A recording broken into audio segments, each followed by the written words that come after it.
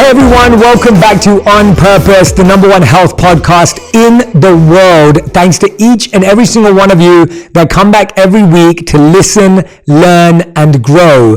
Now, you know that I'm always on the lookout to go and find the incredible thinkers, thought leaders, authors, writers, storytellers that I believe have inspired my life and can inspire yours as well. Now, the person I'm going to interview today, I actually read his book back in 2013, so it's been quite a while, but this book had such a lasting impact on me, and I was just sharing with him that the reason I love On Purpose in our community is I get the excuse to reach out to some of the people that I admire and feel inspired by so that I can help them share their work and their story and their insights that I know will transform your life. Today's guest is none other than Charles Duhigg, journalist and New York Times best-selling author. He wrote The Power of Habit and Smarter, Faster, Better, which talk about productivity, habits, and the science behind it. He joined the New York Times as a staff writer in 2006 and was part of the team that won the 2013 Pulitzer Prize in Explanatory Journalism for The I Economy, a series that examined the global economy through the lens of Apple. Now, today's session is going to be all about habits, understanding ourselves, improving our productivity and our effectiveness. Welcome to On Purpose, Charles Duhigg. Charles, thank you so much for doing this. I'm such a fan. Your books are incredibly powerful, and I'm just really grateful that we get to have this conversation. No, thanks for having me, Jay. I feel very similarly. I've loved your book and loved the show, so really thank you for having me on. No, absolutely. Let's dive straight in. You know, what I'm really fascinated to know is not just about the incredible work and research you've done, but how you became fascinated by it. You've written a lot about productivity, smarter, better, faster, habits. How did you get fascinated with those things in the first place? And where was your journey to become attracted to human behavior? Well, there was sort of these two experiences. The first one was that, when I first came up with the idea for The Power of Habit and got interested in it, my wife and I were about to have our first kid. And I had this thing that was going on where I would think to myself, like, at that point I was a reporter at the New York Times and felt like I was somewhat successful. I had gone to business school and I started a company and I thought to myself, like, if I'm so smart, like, why is it so hard for me to go running in the morning? Because I would always say, like, I'm going to go jogging tomorrow and then not do it, right? And then my son was born, and, like, after 6 or 7 months, they start eating this, like, a little bit older, they start eating these, like, little chicken nuggets, and I'd be sitting at the dinner table with him, and like, without thinking about it, I'd just reach over and grab one of those chicken nuggets and eat it, even though I wasn't hungry, right? It was just, like, automatic. And so I was trying to figure out, like, if I'm so smart, why is it so hard for me to do the things that I want to do? Like, why is it so hard to form the habits that I think are healthy for me? And then I also had this experience, which is I'd been a reporter in Iraq during the war, and I met this army major who explained to me that the way that the military works, and this is true of all militaries, is that it's basically a giant habit change machine, right? Like your instinct when you're getting shot at is to run the other direction because that's smart. But the military teaches you these habits to shoot back. Or now when you're overseas, you can email or call your spouse every night. And so if they don't teach you good communication habits, you get distracted. And so when you're on patrol, you can't do your job as well, and you're in danger. And they explained to me that the way that they teach habits is very formulaic, that they break a habit into these 3 components, and they teach you how to think about them.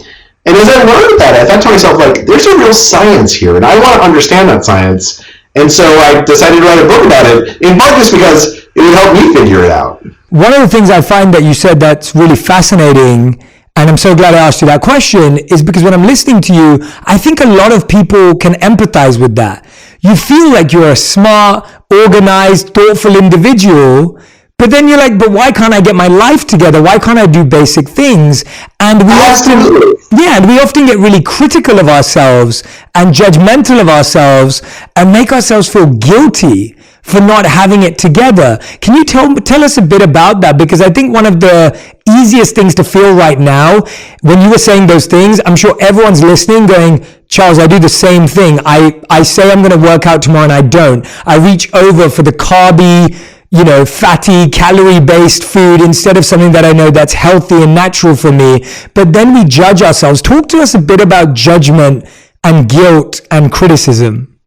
It's a great question, right? Because you're exactly right. Our instinct, particularly like America, the UK, all these kind of like, what we consider ourselves to be developed nations, we are masochists. We love punishing ourselves, right? We have lifestyles that are designed to push us to work harder and faster.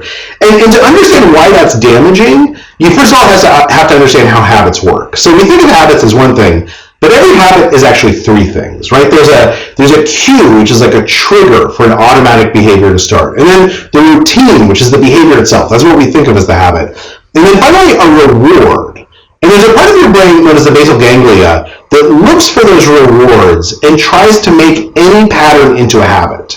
So it'll take cues, routines, and rewards and put them together in a little chunk. Because of that reward, it'll say, I want to make that behavior easier and easier and easier. So exercise is a great example, right? We know from studies that when people have an obvious cue, like they put their running shoes next to their bed and so they see them first thing in the morning, or they plan on meeting their friend at the gym every Wednesday night, that they're more likely to exercise. But what really makes that exercise into a habit is if they give themselves a reward afterwards. So do they give themselves like a nice long shower, or do they give themselves like a smoothie? Do they just have a calendar that they mark off all the times that they've exercised? Are they rewarding themselves somehow? If you're rewarding yourself somehow, and you have that cue, then it becomes easier and easier to do the behavior, to exercise, to make the habit become real. But you bring up the fact that we always like blaming ourselves, right? We're always feeling guilty.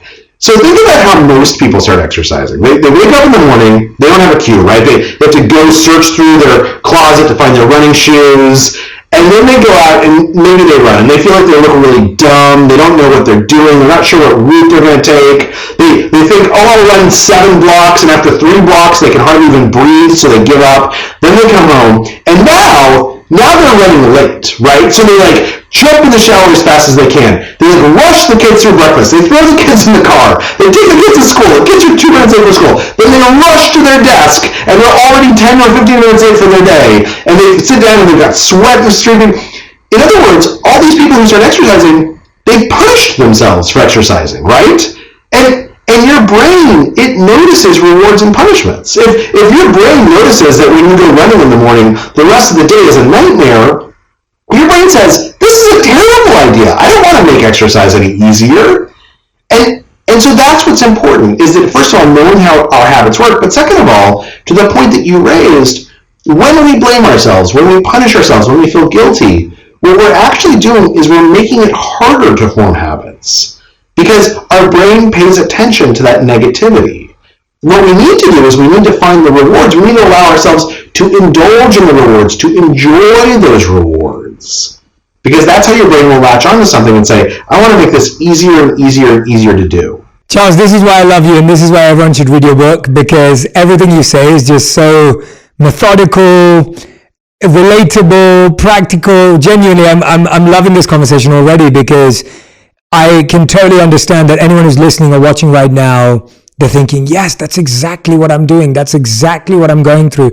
That's exactly what I'm experiencing. I want to take a bit of a quick tangent on this, because I like that you said that you thought about this before you had kids. And what's really fascinating to me, at least, is a lot of people don't really start thinking about their habits until after they have kids, because up until before that, we're just kind of living, and maybe you don't need to be as disciplined. Maybe you don't need to be as organized. I don't have children yet. And so I live a highly disciplined, high performance, productive, effective lifestyle. And what my friends will always say to me is, Jay, wait till you have kids, right? Like I hear that all the time. And my take is, I don't have kids, and so I completely understand that I have no wisdom whatsoever on what it means to be a parent and try to live a mindful lifestyle, and I don't claim to know anything about that. All I know is that I'm trying my best right now to use my time really wisely. I wanted to hear from you, when you started to work on your habits before and after, how does having children affect that, and which were habits that you held on to and that have been useful, and which were habits that you had to be okay with giving up? Because I think sometimes, again, as parents, I hear a lot of parents judging themselves and saying, oh, I'm not doing this, I'm not doing that. But then we forget that, of course not. You have a whole nother human or two humans or more to take care of. Walk us through that a little bit, just as a tangent. Well, I think that there's this axiom, which I think is true, which is that, if you're a good employee and then you become a parent, you will never, ever be a good employee or a good parent at the same time for the rest of your life, right? Like, part of being a parent is getting at peace with the fact that you're not going to be able to excel quite as much as you did previously in every aspect of your life. And much like you, before I had kids, I just worked nonstop, right? I loved working. I loved being a reporter. I loved reporting and writing. And then we had kids. And it actually illustrated something to me that came up a lot in the research, which is important, which is, if I was to ask you to give up part of your life right now for children, it would seem at best neutral and probably negative, right? Because you don't know the love that you're going to feel about having a kid, right? You know it intellectually, but you haven't felt it yet. You haven't had that enter your life. And one of the things we know is that it is very hard to give up anything, including habits, when the alternative is a vacuum. In fact, this is actually known in the psychology literature as the golden rule of habit change, which says you should not try and extinguish habits in your life.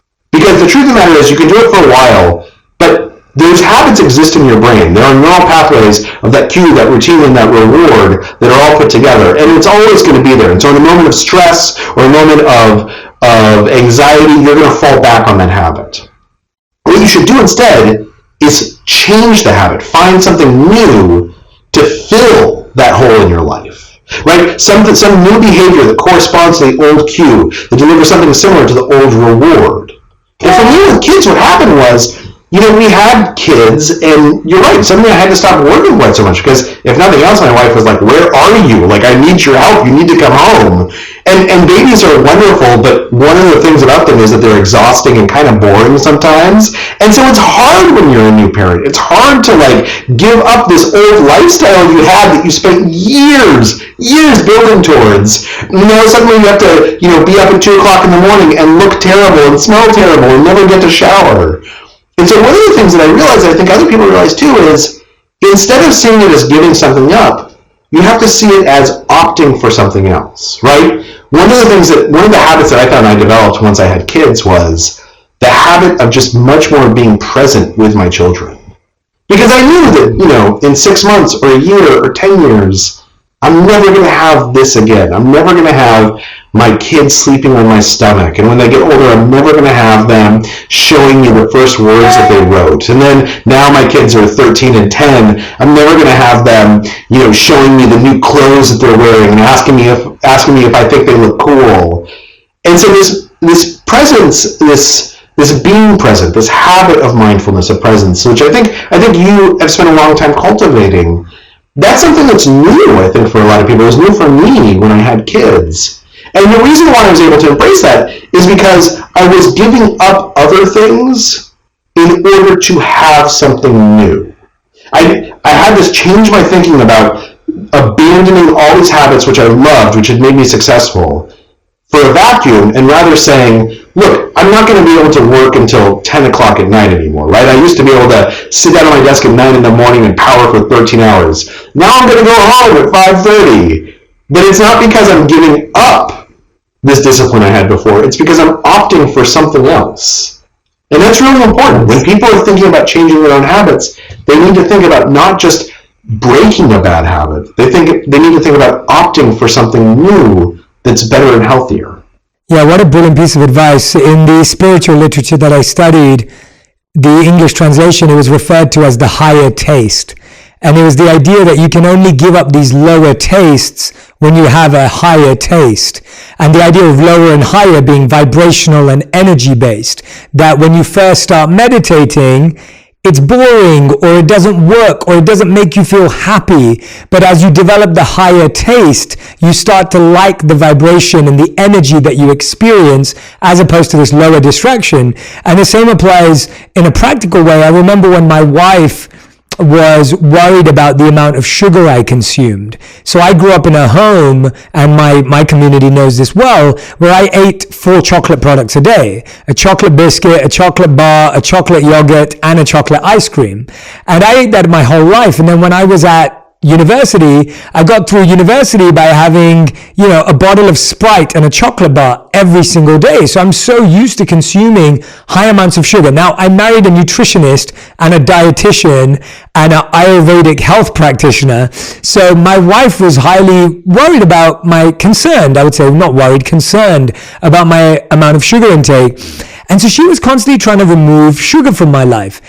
But I would say to her that I was like, but I rely on it for maybe energy, or I rely on it for boosting my mood or performance or whatever it may be. And it took her a while. And I said to her, you need to help me find a replacement. I need a replacement. And finally we found it in dates. So dates have become a phenomenal, I don't mean dates with her, I mean food dates, and cacao nibs. So like cacao, raw cacao or monk fruit sweetened cacao has become a really natural form of sugar that gives me the same feeling and the same taste and the same comfort without a lot of the negative effects on my health that sugar has. And so having gone through that very practically in an area where I had somewhat of an addiction, it's really interesting to see how what you're saying is actually played through in my own life as well.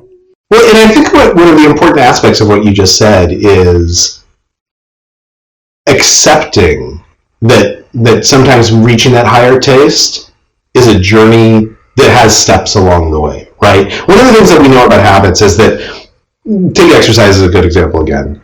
When we first start developing a habit, we oftentimes need external rewards, right? So we need that smoothie after we go for a run. We need the nice long shower. Very similarly, I don't know if this is true for you, but when I started meditating, I would meditate for 3 minutes and I had to give myself a reward, right? I would use one of the biofeedback bands so that I could hear the birds chirping in the background, because without it felt totally pointless. I didn't understand why I was doing this. It wasn't fun at all to meditate.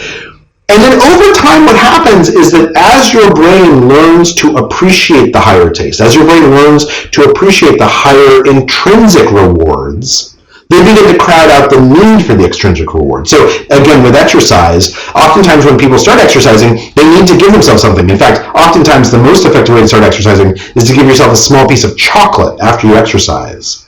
And then after a week or two or a month or two, you start to realize, actually, I just feel good when I exercise. Those, of course, are the endorphins and the cannabinoids, all these neurotransmitters that are designed to make you feel good.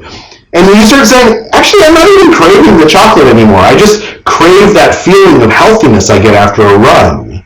Or in meditation, I'm sure at some point I stopped needing these extrinsic rewards. We stopped needing someone to tell us you did a good job because you sat still for 10 minutes today. Instead, there's a sense of calmness, right? The alpha waves that make us feel good. And that's important is because oftentimes we think that we should be able to reach enlightenment immediately, right? We go for a run, and instead of giving ourselves a small piece of chocolate, we give ourselves a kale shake because we should be happy with a kale shake. Nobody likes a kale shake, man. That's not a reward. That's more do-gooderism.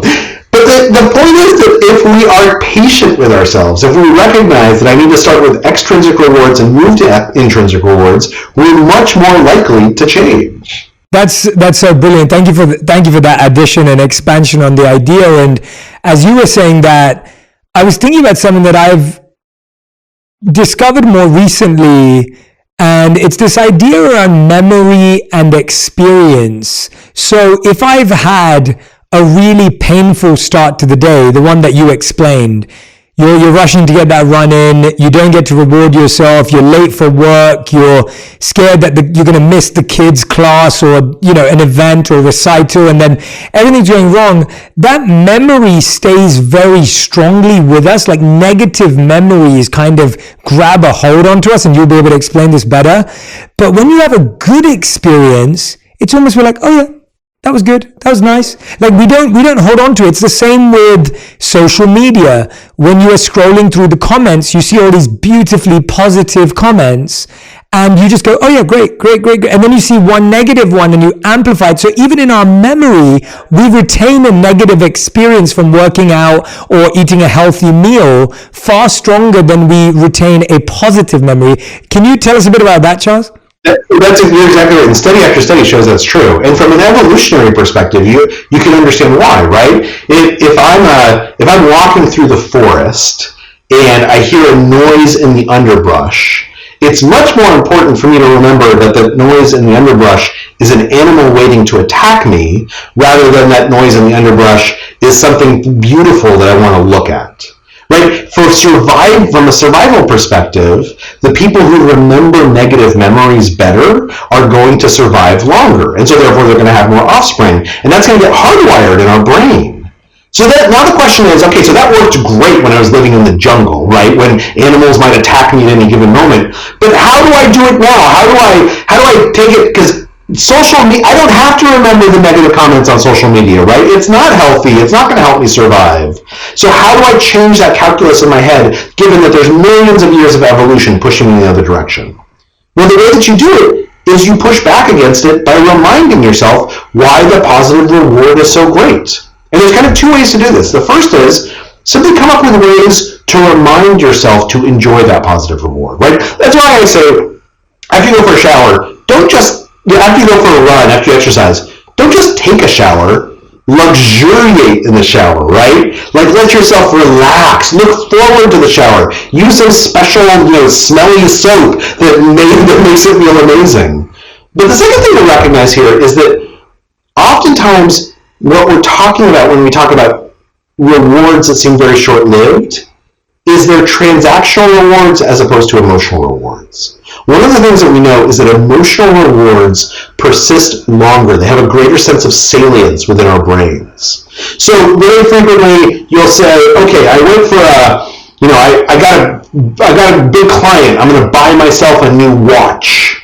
The joy you feel from that watch, because it's a transactional reward, is much, much short-lived than the joy of your boss telling you, look, man, you're amazing. I'm really proud of you. You did an amazing job on that. And so in order to hijack that process you're talking about, in order to make positive rewards as powerful as negative rewards, we need to not only train ourselves to remember them, we need to find positive rewards that have an emotional characteristic, because that emotion is going to persist in our brain much longer. That's also why, for instance, when you bring up the negative rewards that are so easy to remember, they're always emotional, right? It's not someone saying that your point is a bad point or disagreeing with you logically. It's someone saying that you're an idiot or that you look stupid or making you feel bad.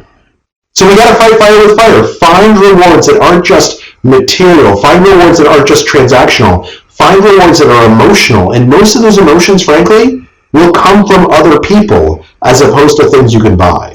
Yeah, I appreciate you forming that distinction between emotional rewards and transactional rewards, because you're so right. It's so natural to gravitate towards a transactional reward because that's how society has rewarded us too. You get a medal, you get a physical depiction of your achievement, you get an award, you get a trophy, and so the watch becomes a trophy, or the car becomes a trophy, or a house becomes the trophy. But as you said, it was the appreciation that you were seeking, or the affection or the acknowledgement of what you've done. And it's really interesting you say that. So one thing that's really helped me is I discovered that the things that are actually good for me, they're hard before and they're easier afterwards. And the things that are generally unhealthy for me feel great before and feel terrible afterwards. So taking your example of going to the gym, when I wake up, it's unlikely that I want to run to the gym. I've become better at it and I go to the gym 4 or 5 times a week. But there still may be a morning when I wake up and say, I think I need to take it easy today. But I push myself to go, and when I leave, I go, I'm so happy I went. And I'll come home and I'll say to my wife, I'll say, remind me of this moment that I told you that I'm so glad that I went. And every time I tell you in the morning that I don't want to go to the gym, remind me of this, that when I come home, I'm always beaming, I'm full of energy and full of vitality and life. Please remind me of this. And it's almost like that human reminder from her is all the emotional reward I need to remember that physical, emotional, tangible effect that going to the gym has on me, or eating healthy. Absolutely. And it works the other way around too, right? Like when I go to dinner with my wife and there's like some creamy pasta dish on the menu, and I'm like, oh man, I'm starving. Like that sounds so good. And then I eat it, and I tell my wife, like, next time just remind me, I feel terrible after eating this. Like I feel so gross. And you're exactly right. And in fact, within psychology, there's a really interesting science known as implementation intentions, which basically says, look, at the moment when you have to make a decision, oftentimes that's the worst time to make a decision because there's so much going on inside your head that's going to nudge you one way or the other, right? Everyone knows this. If you go grocery shopping when you're hungry, you're going to buy crazy, crazy things, right? You're going to spend way too much money. So everyone has lunch before they go grocery shopping so they can make wise choices. And we can apply that policy throughout life. Like if you're going to go out to dinner, don't wait until the last minute to decide what you're going to order for dinner because you're going to be starving. Decide in the afternoon, look up the menu online so that you can make the decision when you're not hungry. And those implementation intentions, saying to yourself, I have an intention to implement a decision at a particular moment. I have an intention to try and determine ahead of time when I should make choices and what I should do when I see certain stimuli. That is how we gain control over our behavior. It's kind of unfair to ask yourself to be a saint all the time, particularly when you're surrounded by temptations. It's a lot easier to be a saint and decide to be a saint when the temptations are removed, because then when the temptations come along, you've already made your choice. Yes, so well said, so well said. I think one of the biggest things that affects a lot of people who may be listening to this are this idea of, well, especially because you brought up decision making, Charles, the idea of procrastination and overthinking. And that seems to be a huge challenge in our society today because the level of information analysis and overload that we're dealing with is so high. I read a study a few years ago that said we experience, through the news, social media, we experience more tragedy in 24 hours than we used to in our whole lifetime 25 years ago. And when you think about that, you're comparing 24 hours to a 70-year lifetime. That is, the brain hasn't had enough time to catch up and evolve. And so there's glitches and there's mistakes. And so that procrastination and overthinking, again, is very normal and understandable. What have you found to be some of the best techniques? If someone's listening right now and saying, Charles, I agree with you, but I just try and put off decisions completely. Like I just try and make no decision because that's easier for me to not think about it. But then I get more scared because I haven't made one. And then I get lost in overthinking in the cycle of procrastination. So there's been a bunch of research that's been done on procrastination and overthinking. And some of my favorite research actually comes from Dan Ariely, who's a behavioral psychologist. I love Dan too. He's a great author. And so one of the things that Dan's experiments have shown is that when people talk about procrastination, when they talk about overthinking, about avoiding making a decision, what they're really talking about is they're talking about the first step, right? Once you take the first step, it's usually pretty easy. And this is true of many, many things, right? Once you're in the gym, it's pretty easy to work out. It's the getting to the gym part that you put off again and again and again. Once you've decided that you want to, go on that vacation, it's pretty easy to figure out like which flight you're going to take. It's the decision of going on the vacation. And so the question isn't, how do I do this entire task? The question is actually, how do I make it easier for myself to take the first step? And there's basically two things that help us with this. The first is, make that first step as small as humanly possible, right? If you're talking about going to the gym, if you're talking about exercising, don't sit down ahead of time and figure out what the next 3 months of workouts are going to be like. Instead, make that first step simply to say, look, I'm just like, I'm going to have my gym clothes in the car. The first step is literally all I have to do is get in the car, turn on the ignition, and get out of the driveway. Because once I'm out of the driveway, I'm not going to have any place to go except for the gym. So let's make it as easy as possible and as small as possible to get in the car and literally just back out of the driveway. Number two is, how do I reward myself for that small step? Now, most of the time when we think about going to the gym, we say like, oh, I'm going to put off the reward until I've done the whole workout. Or if you're really a masochist, you're like, look, I'm going to train for a half marathon, which is, I train for half marathons. I'm going to train for a half marathon. I'm going to put off the reward until I run the race 12 weeks from now. That's not going to work. Like, what you need to do is you need to get that reward as fast and as early in the process as possible, even if it's just a small reward. So if it's a matter of backing out of the driveway, it can be as small as just feeling good about yourself for backing the car out of the driveway. You've accomplished what you needed to do today. If you get to the gym and you work out for 4 minutes, that's okay, because the entire point was just to get to the gym. The question people should ask themselves is not, how do I make procrastination less of a presence in my life? It's, how do I take a decision that I'm avoiding, make it as small as possible, and then reward myself for that first step? Because if you can teach yourself to do that, everything else is going to take care of itself. That's brilliant. And you also talk about positive procrastination, right? Like, you talk about the idea that sometimes some of our best decisions are made when we create a bit of a distance and allow ourselves to procrastinate and overthink, which I think is such a unique and powerful way to think about it, because we've been taught to believe that people who make the decisions quickly and effectively and now are the most smart people. And what you're actually saying is, well, no, procrastination can be a really healthy, positive thing. And I see that in my life sometimes, that there are some decisions that I allow to simmer for a month, and there are some decisions that I allowed to simmer. I just made a big decision this year. I would say I was trying to make that decision for 4 years.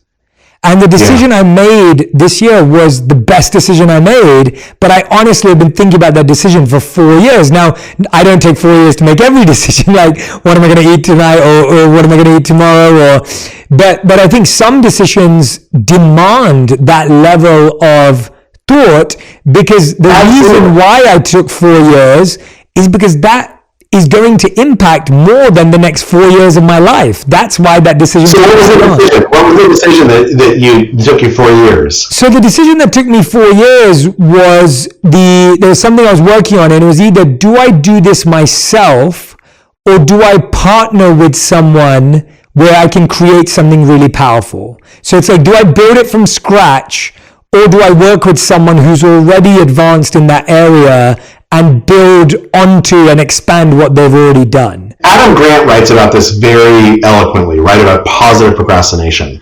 And one of the ways to think about it is actually to ask yourself, is this rational procrastination? Because you're right, we have all kinds of pressures that make us want to act quickly, right? There's actually something known as the cognitive need for closure, which is, it just feels good to make a choice, right? It feels good to cross something off your to-do list. It feels good to put it behind you and say, like, I don't got to worry about that anymore. But oftentimes, there's a very rational reason not to make that choice. Sometimes it's just you need to sit with it for longer to see how you really feel. Sometimes it's that you need more information. Sometimes it's that actually making the choice right now would screw everything up, because I know that there's going to be other opportunities. I know that there's going to be ways to have seen this situation in different ways, and if I'm locked into one viewpoint, it's going to be hard for me to see other opportunities. And so one of the things that's really important is to sit with yourself and say, look, am I hesitating on this because I'm scared of making the choice, because I'm scared of doing the work, or am I sitting with this because it just doesn't feel right yet? And that rational procrastination is one of our most powerful instinctual tools for knowing, without knowing it deliberately or consciously, when we're ready to make a choice. That's really, really a great extension of what I was thinking about in my decision making, and that's clarified a lot for me. And one of the things that I've definitely felt is really thinking about how much of your life is going to be impacted by a decision allows me to know how much rational time to give to it. And I think And that's kind of how I've always processed it. Like, it's like getting married is going to impact your whole life. I think this is what we were talking about earlier. Having children is a massive life change. But what I find fascinating, and this is something that I spend a lot of time thinking about in all of these decisions, is when you're thinking about choosing to buy a home or move city or town, you think about a lot of things like, what schools are we near? And like, is this a good area? And would this be a good investment? And is this a smart choice? But sometimes we just get married or have kids just by default, like it's an autopilot move. And I think that it's really fascinating when you take life transitions on autopilot. Or what I read in psychology was known as sliding versus deciding. We slide into decisions rather than actually decide to make them. We don't consciously, intentionally process those. And when we slide into something, you're now sliding into like a ball pit of like whatever it is, right? There's no practice. Can you speak to that a little bit, Charles? Absolutely. Well, and I think the other thing that you're picking up on, which I think is really smart, is our environment influences how we make decisions so much in ways that we don't often see, right? In fact, what happens is, and this is known in psychology as the fundamental attribution error, is that there is something in our environment which is influencing us, but we blame ourselves or other people for something, right? If I happen to sit on the same side of the table as someone as opposed to on the other side of the table from them, I'm more likely to agree with them rather than disagree with them. And I think that's because either I agree with them or they're agreeable or I'm agreeable. But actually this has to do with where we sat at the table. That's the thing that we fail to recognize. And oftentimes when we're making choices, we're not aware of all the environmental influences around us, right? It's not a coincidence that most people get married after 3 of their other friends have gotten married. Right? Because all of a sudden, like, marriage is contagious. You see Jim and you see Pam get married, and then you're like, well, maybe that's okay for me too, right? Same thing happens with kids. And so one big question, and this is kind of the focus of my second book, Smarter, Faster, Better, one big question is, how do we build the habits that force us to slow down and think more deeply about the choices we're making when thinking deeply is hardest? Right? Either because we feel like we're in a panic, or we feel like there's a lot of pressure, or there's things that are happening around us that are happening very quickly. How do we force ourselves to slow down and make more deliberate choices in those moments? And the answer is, you just build habits to do it. More importantly, you build what are known as cognitive routines. You build these almost like tripwires in your life that force you to slow down. So for some people, for instance, this can be as simple as saying, before I make any big choice, I always have to call my spouse and talk it through with my spouse. Now, if you're making a big choice at work, your spouse doesn't know anything about the pros and the cons, right? Your spouse isn't going to actually give you any great advice. All your spouse is going to do is listen to you. But that tripwire, saying, I don't make any big decisions without talking to my spouse first, that's to help you slow down. Force you to explain the pros and cons to your spouse. Force you to make sure that you're seeing everything from every perspective. These tripwires that we build into our lives, they are the things that let us think more deeply, particularly when thinking is hard. And they are ultimately habits. Yes. A reminder I like to share with people is that you're not ahead or behind. You're not early or late. You're not forward or backward. Like, you're in the right place right now where you need to be to slow down and make this decision. And when we start making decisions based on, I'm missing out, they're doing it, we're so late and behind, now all of a sudden you're completely working against what you just said, which is finding that space and time and silence and stillness to say, where do I want to move, and how do we want to move, and what decisions do we want to make? And I'm so happy with the way you're explaining them through science, because I think we hear these affirmations, we hear these ideas often, but we don't realize that they're actually based in how our brain works. Yes, exactly. And this is why, this concept of FOMO, right? Fear of missing out. Yes. You have to think about, how do I protect my environment so that I know that these forces aren't influencing me. Right? I mentioned before that the fundamental attribution error is that we mistake something in our environment for something that's internal to our character. That if we take that seriously, we have to think about our environment. So for instance, take social media. I don't check social media during the day. I allow myself to check it once in the morning, and then when I get home from work and after dinner, then I check it then. But the rest of the day I don't. And the reason why is because I don't want that influence impacting my brain. Like, I find that it distracts me. I find that it emotionally manipulates me, right? I see something about Ukraine, and then suddenly for the next 15 minutes, I can't get any work done because I'm obsessing about what happened on a battlefield. Where obsessing about it at that moment does not make it better. It doesn't change the facts, right? In fact, if I put it off to thinking about it that night, maybe I can make a donation that actually helps. But thinking about our environment, thinking about how we structure our environment so that those influences that we know that we're prone to are not present, that's really important, but it's something that we don't learn how to do as well as we should. Yeah, so true. So beautifully and brilliantly explained again. I want to talk about your second book a bit, because I think the idea of productivity is so interesting right now, and productivity has a good and a bad reputation in different ways. So productivity, of course, and we'll dive into it, and how we can become more productive and how we can become more efficient, effective. But before we do that, I also want to address the idea of a lot of people struggle with productivity today because it became so equated to our value and worth in life. So the reason why some people are questioning whether productivity is a good metric of anything is because they say, well, I don't want my value, or I don't want my worth to be based on how productive I feel I am. So I just want to address that before we dive into it. Now, the caveat to that is I consider myself a highly productive person. I consider myself a high performer. I had to make a really interesting decision a few years back, and I realized something very clearly when I don't think I had all the best habits that I could potentially have.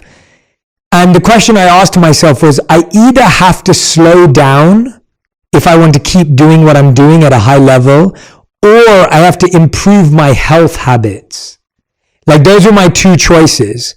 I was like, if I want to keep doing this for a long time, and I want longevity, and I want to serve, and I want to make an impact, and I want my work for many, many decades to support people and serve people and help people, then I'm going to need to either slow down, because otherwise I'll burn out, or I need to up my health game. And I chose the latter because I was fascinated by, well, what can I do to perform at a higher level and maintain, but still take breaks and manage? And I've definitely found that with the methods I've taken, where every year we'll stretch just a little bit and a little bit more the next year and the next year, you find that your capacity is just, I do more today than I've ever done in my whole life, but I'm more fulfilled, and it's beautiful. And then I still know when to take breaks. And again, I'm not perfect, and I haven't figured it all out, and I still get tired, and I still get exhausted, and I still have days where I don't want to do stuff. So I'm not perfect by any means, and I'm not saying I am. I'm just saying that it's been interesting to see how having certain positive habits like sleep, diet, exercise, meditation, like those 4 simple habits have expanded and extended my productivity. Then my productivity actually feels less, and productivity feels harder when those 4 things were not aligned. Again, I don't have kids, so I'm not saying any of this is like advice. I'm just saying stuff that I'm thinking about and working on. So talk to me a bit about, Charles, about this idea of people getting scared about their productivity being how much they feel they're worth and how they value themselves. So I think it's a really, really good point. And I think you just illuminated the distinction here that's really essential, right? Which is productivity is bad when it's defined by other people for us. Right? If I said to you, Jay, like, you are not productive unless you make $1 million this year, and you run 3 marathons, and you write 2 books. That's not productivity, right? Like, that doesn't feel like productivity to you. What productivity really is knowing your goals and being able to achieve them with less stress and strife, not making yourself miserable along the way. So what's important here is to say, I'm going to be productive based on the goals that are important to me, not the goals that are important to other people, not the goals that are important to society. So from an outside perspective, I might say, look, Jay, if you're sleeping 8 hours a night and you're meditating and you're exercising, like that is not productive, man. Like you could sleep 6 hours a night, and that meditation, like cut that down to like just 5 minutes a day, and you've got some extra time to get some work done, right? But what matters is not what I think is productive for you. What matters is you being able to think about what's productive for you and being able to achieve that. So you know that a productive day includes meditation, it includes sleep, it includes feeling good about yourself. So the first question that we have to do is we have to sit down and say, what does productivity mean to me based on what I want? And acknowledge that might be different from day to day and place to place. A productive Wednesday might be one where I get the kids out the door and I'm at my desk and I'm replying to emails. And a productive Friday might be one where I walk the kids to school and we get to talk to each other and I learn what's going on inside their life. And I don't do any emails because I spend my time with my kids. The point here is that when we look at productivity as something that has a static definition, that's when it becomes negative. That's when it becomes bad.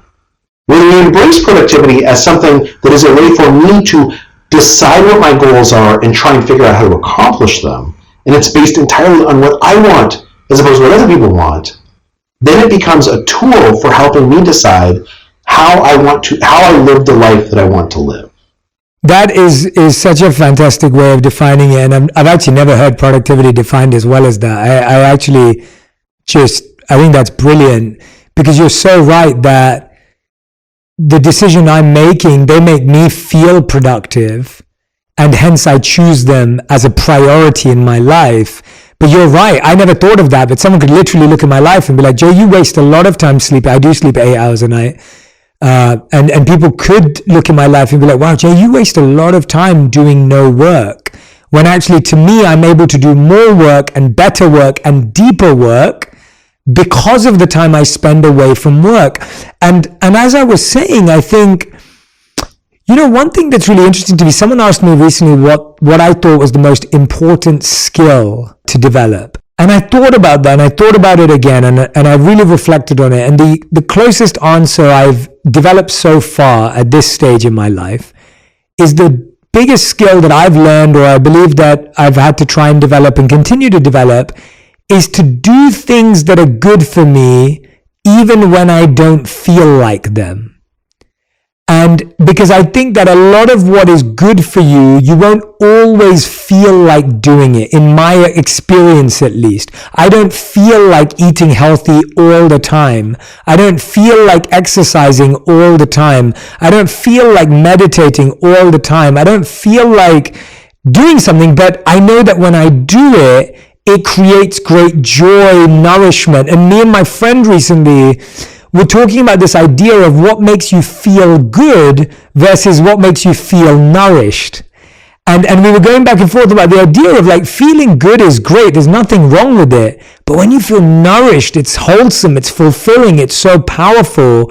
And we were saying that we're trying to make more decisions in our life where we feel we're being nourished more than just feeling good in the moment, because feeling nourished does make you feel good.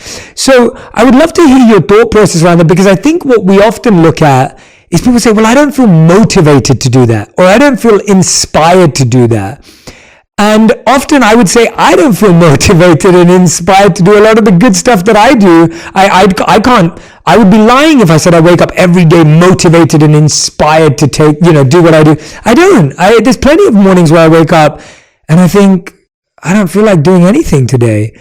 But I know that if I just don't do anything today, I'm probably going to feel the same way tomorrow and the same way tomorrow. And that actually getting myself up out of bed and trying to do one thing may actually be better than doing completely nothing. So can you walk us through that a little bit? I would love to hear your thoughts and your opinions about it.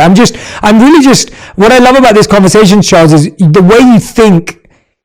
I love the way you think. I love the way you contextualize and you break things down and the research you've done. And so I'm just throwing at you my thought process and ideas. No, I really appreciate it. And I love hearing how you think and how you approach these questions, because I think it's really fascinating. I think one of this duality that you're discussing, it reflects what has been an oversight in a lot of contemporary society. And this is just because, because psychology is a relatively new field and it's developed, we became very focused on happiness, right? As a society, right? What is the highest goal? To feel happy, to feel joyful. But the thing that we've learned is that there is another emotion, another experience beyond happiness that is actually more meaningful. And within psychology, they refer to this as a sense of well-being, right? So if I give you sugar right now, I can make you happy. If you're having sex, you will feel happy. But we know that just eating sugar, like, actually over time, it feels terrible. That having empty sex is not as great as having sex with someone you love, right? We know this, and so the question is, so if I'm not chasing happiness, what am I actually chasing? And for a long time, we built all of our psychology models around about the hedonic individual, right? Seeking this pleasure. But a sense of well-being is actually something that's more profound. It doesn't necessarily mean that you are happy, that you are feeling pleasure at that particular moment, but it does mean some other things. It means that you feel satisfied, it means that you feel safe, it means that you feel loved, and it means that you feel that your life has meaning. And if I can give you those four things, what we know is that you actually will feel much better than if you just feel pleasure or if you just feel happy. I cannot actually be happy over the long term without a sense of well-being. But I can certainly have a sense of well-being and not feel happy all the time. And that's okay. In fact, we know that that's meaningful, right? The most meaningful thing that's happened to me in the last 5 years is that my father passed away. That certainly was not happy in any way, but it was deeply meaningful. It was deeply contributed to my sense of well-being, to remind myself of my family and my love for him and what he gave me. And so if we reorient ourselves away from happiness and towards creating a sense of well-being, then suddenly all those questions you just asked, like, should I wake up this morning? Should I get out of bed? Should I make this decision? Should I eat this thing? Should I exercise? All those questions become much easier because now our goal is well-being, right? Made up again of a sense of safety, a sense of meaning, a sense of satisfaction, a sense of having a community with other people. Those become much easier decisions to make because getting out of bed, it's not about whether getting out of bed makes you happy. If you don't get out of bed, you're not going to have a relationship with your wife. You're not going to earn money. You're not going to feel safe. Your life doesn't have any meaning. Now suddenly the decision to get out of bed is much, much easier because you're not chasing pleasure. You're chasing well-being. So well reframed, especially with the idea of getting up out of bed. If you're seeking pleasure every day, it will feel almost impossible. But that idea of well-being is so strong. And one of the things that we've mentioned today, but I want to dive into, there's a couple more things. One is this idea of we try to have long-term feelings about something based on short-term experiences. So we'll say something like, I will never, ever miss going to the gym ever again, right? I will never, ever eat something unhealthy ever again. Like we make these really big, broad statements. And the truth is, and this happened to me last week. So I was having a really healthy week. I was traveling, and I've been really trying to master the art of living healthy when I travel, because it's really easy when I'm back at home. But last week I gave 3 keynotes in 3 different states. I was on a plane every other day, and I was really trying last week to be conscious because I've been really working on my health. And so I was thinking, okay, I need to eat healthy. And so I was researching like where I could eat and plan and all this kind of stuff. And it went great from Monday to Friday. Now on Friday, my flight was delayed by 2 hours. And then when we got on the flight, we were about to take off, but then they brought us back to the gate because they said there was something wrong with the cabin pressure. We then waited another 2 hours in the plane. And then they said, all right, we're going to take off again. We were about to take off. And then they said, no, the cabin pressure is still an issue. So we went back to the gate and waited another 2 hours. So now it had been 6 hours in total. And I'm sitting there, and now we get 2 hours later, they take us off the plane because they can't fix it. And then it takes another 2 hours for them to onboard us to another flight. So it's been around 10 hours at this point. I've now missed my next 3 connecting flights. Now, when we go back into the terminal for those 2 hours, I go and buy Sour Patch Kids, a bag of chips, like every single thing at this point that I've been trying to avoid the whole week. And I eat my bag of Sour Patch Kids very happily. I eat my bag of chips. I'm about to go and buy myself a burger and fries as well at the airport. And I do. And I loved it. It was great. Like I wasn't sad about any of it. I was like, this is great. Like this is what I needed to do with the last 10, 12 hours. And I feel lucky and privileged enough that I could eat, right? Like because that was a privilege in and of itself. Now here's the thing. If I had said to myself, Jay, you can never ever eat Sour Patch Kids ever again in your life, and then that happens, I feel like such a failure. And I did that to myself for a long time where I made these big, bold statements and then I felt like a failure again and again and again. So how do we plan for failure? Because it is actually more inevitable than it is avoidable. I don't think there's anyone who's ever set a resolution, set a new plan, set a new schedule that has ever kept to it word for word, yet we still hope and we pray and we assume that we're going to stick to our plan exactly as it is. And I don't even think the most disciplined people in the world do that. No, of course not, right? How do we accept that we will inevitably fail and that's okay and that's part of the journey? So this is another question that comes from how our brain evolved and how it's working in today's world, right? We tend to remember things episodically, right? So if I ask you, Jay, who are you? You would answer this by telling me 3 or 4 big values that you live your life by. If I ask you, tell me about your wife, you're going to tell me what her job is, or you're going to tell me about the time you met, or you're going to tell me about what your wedding was like. We tend to remember things and describe things in terms of stories, and because stories always have pivot points, right? There's a beginning, a middle, and an end. There's where the plot twists. There's a character, and that's great. That helps us remember things. But we don't live stories. We live day to day. We live waking up, and 90% of our time is spent taking a shower and going to the office and doing these things that we don't really remember at all because we don't have to remember them. Because again, in a state of nature, when the boar is charging at you, it's a lot more important to remember what the path looks like where the boar lives than to remember all the paths where boars don't live.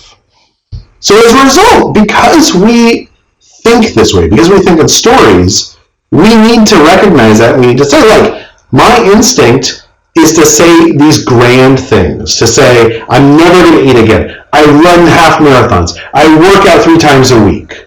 Because that's a story I can tell myself that helps me remember who I am. But the way I actually live is day to day and minute to minute, and sometimes I get off track from that story. And that doesn't mean that story isn't true. That doesn't mean that story doesn't work anymore. That doesn't mean that I've changed. It just means that the story of my life is much bigger than the story I tell myself and others. And once we acknowledge that, once we accept that, it's enormously empowering, right? If you go back to Aristotle once said, that our habits are our lives. What we do every day is how we ought to be judged. So excellence then is not an act. Excellence is a habit. And this is important because what he was saying is one moment of bravery, one great decision, that's the thing that we're going to write in the histories. That's the thing that we're going to remember. But that is not excellence. Excellence is more often than not waking up in the morning and doing the right thing. And that doesn't mean that you do the right thing every single morning. It just means that for 4 days, you resist the Sour Patch Kids. And in fact, on the 5th day, you probably would have resisted the Sour Patch Kids until you have to spend 10 hours in an airplane in an airport, at which point, it's just fine to have some Sour Patch Kids and not have to say to yourself, by the way, I'm a bad person now. My whole story in my head about who I am has just been exploded. No, it's just one moment. What matters is what we do on average every day. That's how we should judge ourselves. Yes. Thank you for giving me the permission to eat Sour Patch Kids whenever I like. But no, it's so useful to hear you walk us through that as an exercise almost in our head. And I think a lot of what you've shared with us today is really exercises, reflections, questions. I hope everyone's making notes as you're listening and watching. And if you're not, this is definitely one of those episodes to go back through, because I've asked Charles questions not based on, it would have been easy for me to ask Charles, how do you create good habits and how do you end bad habits? And I think we've talked about all those things in, hopefully for all of you who are listening and watching, really interesting, personal, practical ways so that you can actually apply it to reality rather than a set of to-dos. Now, I do want to talk to you about to-do lists, Charles. Do you believe that to-do lists work? What's the best way to structure our day to actually feel like we're creating momentum and movement? And I think that's the difference. I look at each day and each week, not by how much I achieved, but by how much I moved the needle, right? Like, it's how much momentum have I gathered is more interesting to me than how much have I done. Because I think sometimes some things take 4 years to get done, and sometimes things take 4 months, and sometimes things take 4 days or 4 hours. But if every day I ask myself, what did I do today? Sometimes I can feel, so how do we use to-do lists effectively? Because we all have things to do. I love the metaphor you just brought up about momentum, because I think it's really important. One of the ways I think about it is an analogy someone once used with me. They said, like, look, think of your life as a series of pole vaults, right? The faster and longer you run, the higher you're going to be able to vault over that pole. But if you look at the actual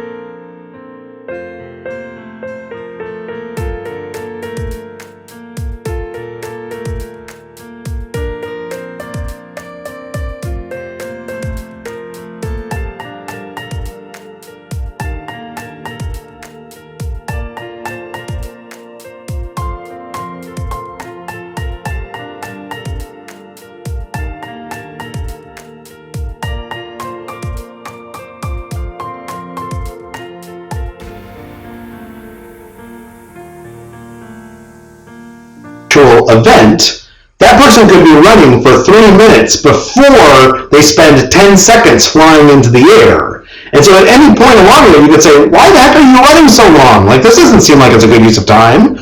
But if you think about your life in terms of these pole vaults, so to-do lists is a great question, and I'm curious how you organize your day. This is what we know about to-do lists. We use this word to-do list sometimes incorrectly. There are things which are memory lists, and those are great, right? Your brain is a terrible place to try and remember the 30 things that you want to get done in the next 12 months. You're going to forget some of them. So what you should do is you should have a pad of paper, and as soon as you think of something you might want to get done, you should write it down on that list. But that's a memory list. That's not a to-do list. That's a memory list to remind you of things that in the past seem important to you. A to-do list should be much different. A to-do list should be something that you write every morning or every night before you leave work, which is when I do it. I sit down, the last thing I do every day is I write on an index card what my to-do list is for the next day. And that to-do list, optimally, should only contain like one thing. The most important thing that you can get done tomorrow. The thing that if you do it, it will move that needle. It will change your life in a better way.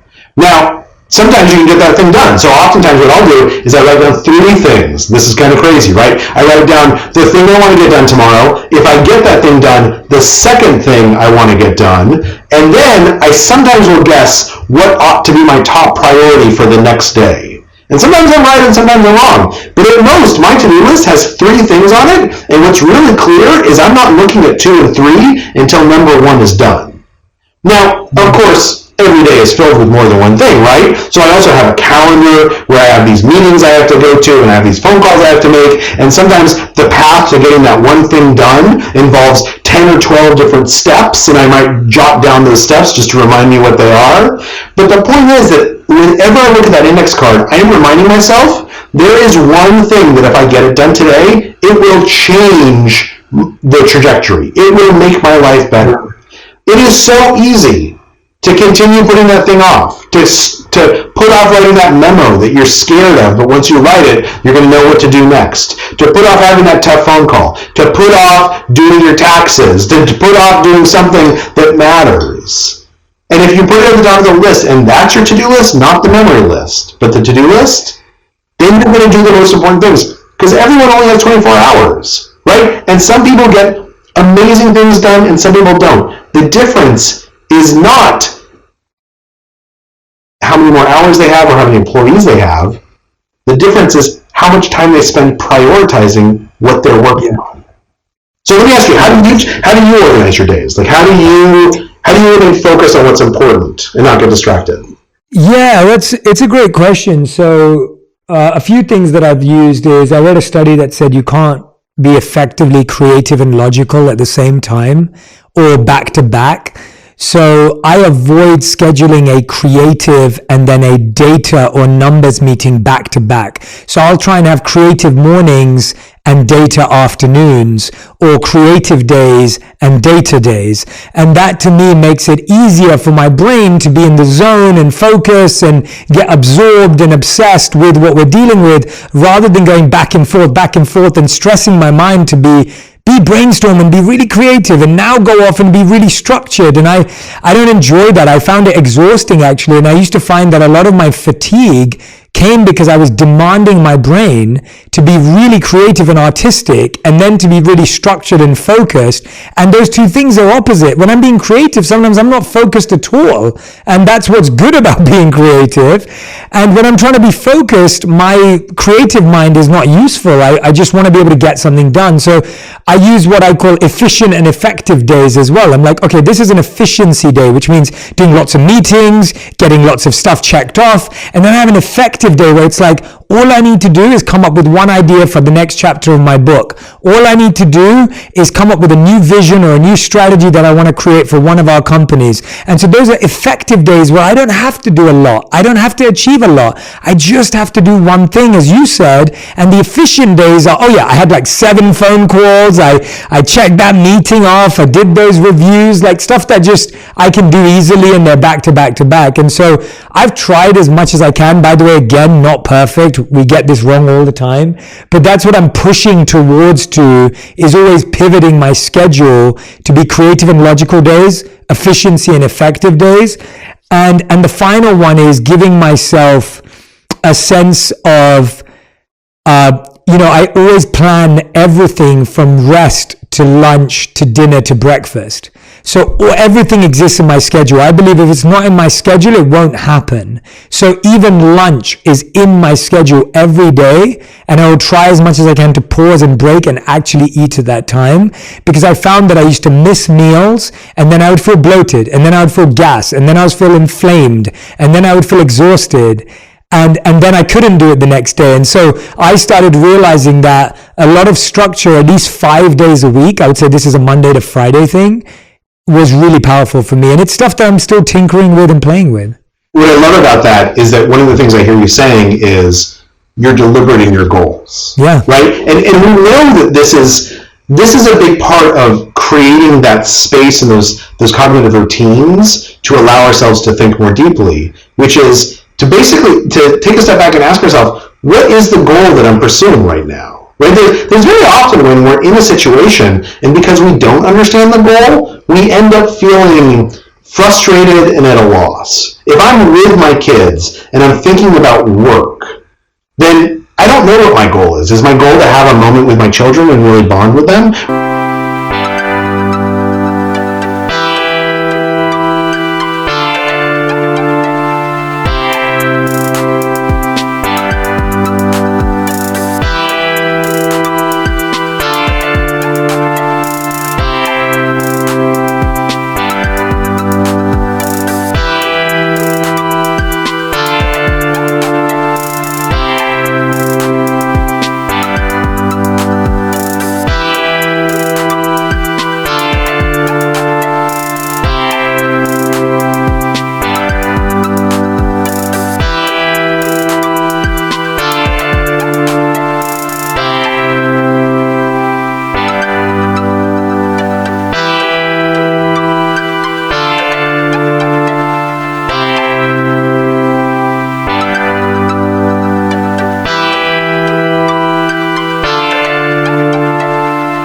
is my goal to think through a problem that I'm confronting at work, I end up being terrible at both of them, right? Because I'm distracted with my kids, but my kids are so distracting that I can't really think about work. And so I think, and you know better than I do, but my understanding is that part of mindfulness is actually just being clear about your goals, being clear about what is my goal at this moment. How do I be present, aware of what I want to accomplish or experience or feel, or what I want to do with my life right now? And the more we force ourselves to think about our goals, the more we're on that path to doing the deep thinking that makes us more genuinely productive, more genuinely happy, more genuinely a sense of well-being. Charles, what brings me joy is that this type of conversation is the reason I started On Purpose. Like this conversation has just been so deeply joyful for me, because this is the reason why I started this podcast, was to be able to pick someone's brain, pick someone like you and pick your brain. And I'm genuinely convinced that everyone who listens to this episode and watches this episode will feel like they can restart and reframe how they view habit formation, habit application, habit failure, and then habit longevity based on what you've said. And of course, I highly recommend everyone go and grab the book, The Power of Habit, because it's been such a powerful book in my own personal life for the last 8 years since I read it, or 9 years now since I read it. And anything that Charles does, not just that book, any book he's written, any work that he's done, highly recommend following Charles, because as you can see today, you're just a wealth of wisdom, phenomenal at breaking ideas down, making sense of things, making things really simple and easy to apply and understand and retain. And I couldn't thank you more. So Charles, we end every episode of On Purpose with a final 5 or a fast 5, where you have to answer each question in one word to one sentence maximum. So you have a one word to one sentence, like 140 character, 280 character limit. So Charles, these are your final 5. Are you ready? I'm ready. Great. Okay. What is the best piece of advice you've ever received? I think the best advice I've ever received is just do the thing that seems passionate to you. Beautiful. I love that. Worst piece of advice you've ever received? The worst piece of advice I've ever received. My dad told me to go to the University of New Mexico because I grew up in Albuquerque, New Mexico. I'm really glad I didn't.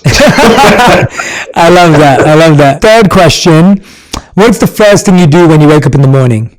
The first thing I do when I wake up in the morning is I get a glass of water, and then I just flip through nonsense on my phone to let my brain just settle down. And it works pretty well for me. Cool. And question number 4, what's the last thing you do before you go to bed? I read every single night. Nice. I love to read. Anything specific?